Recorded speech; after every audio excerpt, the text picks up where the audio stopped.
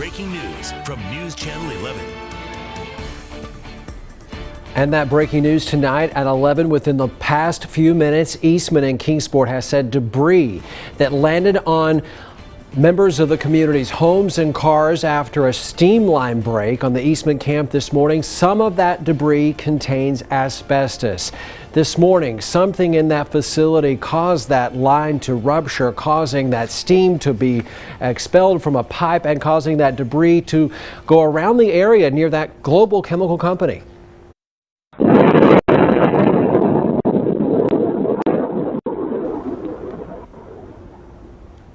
That was the sound around 7:30 this morning, captured on that doorbell camera. Eastman said a high-pressure steam line failed. Inside the plant, it knocked out power. It does seem, according to the company in a release just a few moments ago, that is still being the process of being restored. That halted operation. Some of the plant's processes and those processes are also being restarted tonight.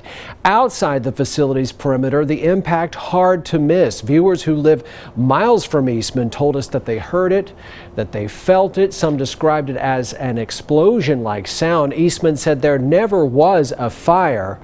And then not long after that, debris started falling on homes and cars near Eastman. Viewers told us it looked like snow coming down, and it appeared to be insulation covering their homes and cars. Earlier today, Eastman would not confirm what it even would speculate to be the debris that was falling on homes, but within the past few moments, a statement from the company saying that safety remains a first priority.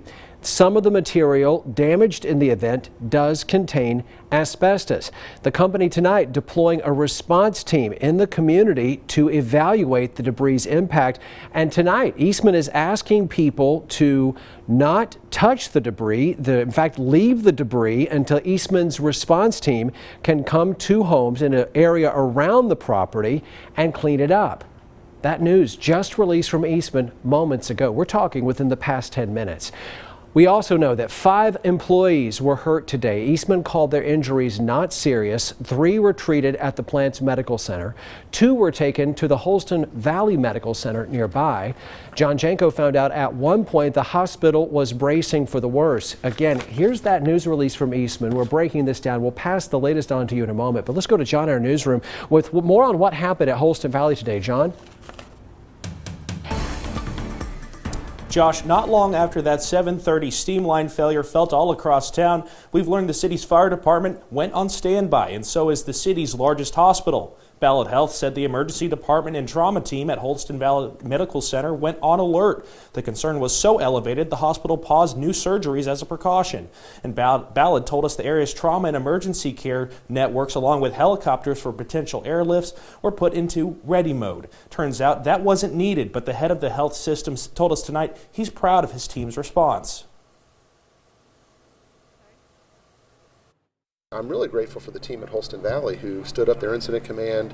They stopped doing all surgeries to make sure that if there was anything serious that they could handle the capacity. Of course, if they couldn't, that's the benefit of having a regional trauma program, because Johnson City was prepared to help as well. Everything that we've put together is really designed to potentially be there if you ever experience a worst case scenario, and thankfully today was not that.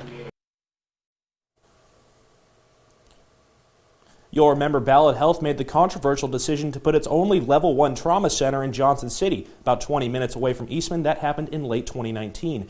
We've also confirmed that of the 2 people transported to the hospital, 1 was an employee of Eastman. The other worked for a company contractor. Eastman says all 5 people who needed medical attention have been released and are recovering at home tonight. Obviously, we've learned since then that some of the materials damaged in today's incident did contain asbestos. Live in Kingsport, John Jenko, News Channel 11.